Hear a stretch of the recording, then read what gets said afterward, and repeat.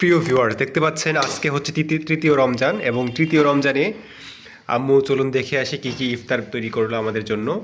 এখানে দেখতে পাচ্ছেন আছে বুট ভুনা। এই ছোলা বুটটাকে আম্মু ভুনা করে নিয়েছে, যেটা আপনারা সকলেই করেন। এবং সেই সাথে আম্মু এখানে করেছে বেগুনি, এবং এটা হচ্ছে ড্রামস্টিক, আর এটা হচ্ছে আলুর চপ। আর সেই সাথে এইখানে দেখতে পাচ্ছেন একজনের ঘর থেকে আমাদেরকে ইফতার দিয়েছিল। এখানে আছে বিরিয়ানি, আর এইখানে আছে আলুর চপ, তারপর বেগুনি আর বড়া, আর সেই সাথে আম্মু এখানে করেছে পেঁয়াজু।